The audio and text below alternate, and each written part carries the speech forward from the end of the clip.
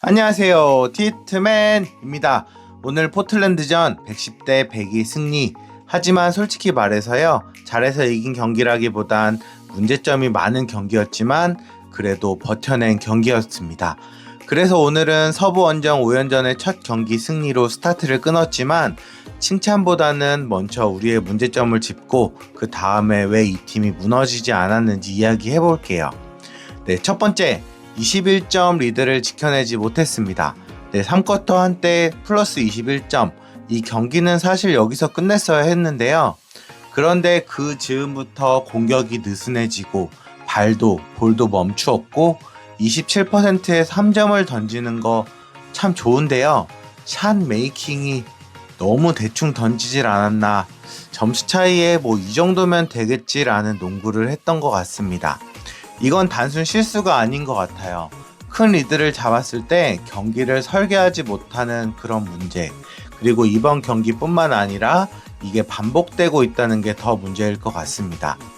네, 두 번째, 클러치 플레이의 설계가 커닝햄에게 너무 과도하게 의존하고 있어요. 네, 커닝햄의 4쿼터 1은 파울아웃이 되면서 클러치에 가장 크게 드러나는 문제들이 드러났는데요. 바로 플레이 메이킹이 전혀 되질 않았습니다. 네, 3분 넘게 무득점, 이것보다 포틀랜드의 압박 속에 계속해서 외곽에서 무의미한 볼을 돌리다가 샤클락이 거의 다 되자 그냥 쏘는 슈팅이 한두 번이 아니었던 것 같아요. 그리고 커닝햄이 다양한 이유들로 흔들리는 순간에서도 비슷한 문제를 노출하고요.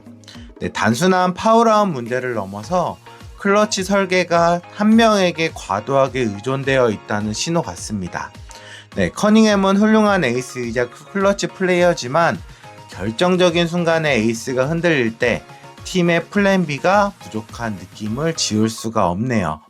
네, 세 번째, 감정 컨트롤 문제입니다. 이건 다음 단계로 넘어가기 위해서는 반드시 넘어야 될 상 같고요. 오늘 경기에서 가장 아쉬운 부분 중 하나는 벌어진 점수 차이였고 또 원정 경기였고요. 그럼에도 불구하고 불필요한 항의, 흐름을 끊는 테크니컬 파울, 심판과의 과도한 언쟁, 이건 커닝햄, 스튜어트, 아사르 등의 개인 문제를 넘어서요, 팀 전체의 성숙도 문제 같아요. 우리가 강하게 압박하고 거칠게 수비하는 만큼 상대도 마찬가지로 나올 거고요. 사람인지라 거기서 둘 다 감정이 흔들릴 테지만 우리가 상대를 흔드는 게 아니라 같이 흔들려 버리는 것 같은 느낌을 지울 수가 없습니다.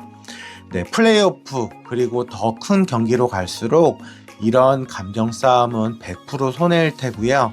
오늘은 이겼지만 이 패턴이 반복되면 중요한 경기에서 반드시 대가를 치르게 될 것 같습니다. 네, 네 번째로요. 공격의 단수나 부족이에요. 그런데 이건 우리가 이미 답을 알고 있습니다. 오늘 커닝햄이 없을 때 가장 잘 통했던 해법은 뭘까요? 네, 정답은 명확합니다. 제일런 듀렌을 활용한 페인트존 공격과 리바운드. 그런데 이걸 위기 상황에서만 꺼낸다는 게 좀 문제일 것 같아요. 리드 상황에서도 클러치에서도 흔들릴 때도 우리의 강점인 페인트존에서의 확률 높은 농구, 현실적으로 3점 슈팅이 부족한 이런 상황에서 슈터 보강이 되기까지 우리의 강점을 좀 더 적극적으로 활용했으면 싶습니다. 네, 그런데요, 여기서 다행히 무너지지 않았습니다. 4쿼터 클러치를 책임질 에이스는 없었고 21점 차가 결국 역전까지 허용, 이미 분위기마저 홈팀인 상대에게 넘겨줬습니다. 이러한 상황에서 에이스의 빈 자리를 어느 누구도 완벽하게 채울 수는 없었어요. 네, 그런데도 결국은 극복했습니다. 왜냐하면 각자가 할 수 있는 걸로 버텼기 때문인 것 같습니다. 네, 오늘의 히어로는 아사르 탐슨. 오늘의 클러치에서의 가장 강한 존재감은 득점은 아니었던 것 같아요. 물론 위닝샷의 주인공, 공격 리바운드에 이은 풋백 덩크의 주인공이었지만 아사르 탐슨의 헬프 수비, 상대 압박, 리바운드, 네, 커닝햄이 없을 때 볼 핸들러로서의 가능성도 좀 보여주었고 슛이 안 들어가도 자유투를 놓쳐도 또 다른 방식으로 경기를 책임져 줄 수 있는 선수, 왜 우리가 아사르를 포기할 수 없는지, 핵심 코어로 삼았는지 오늘 경기에서 다시 한번 증명한 것 같습니다. 네, 그리고 또 한 명 제일런 듀렌, 위기일수록 가장 단순하게 접근하는 게 해답일 수도 있어요. 에이스가 없을수록 우리의 플레이는 단순하게 그냥 우리가 잘하는 걸로 하는 게 맞는 것 같고 그걸 해준 선수였습니다. 페인트존 사수와 골대 가장 가까운 곳에서의 마무리, 그리고 피지컬한 게임, 오늘의 디트로이트는 결국 위기에서 정답으로 돌아왔습니다.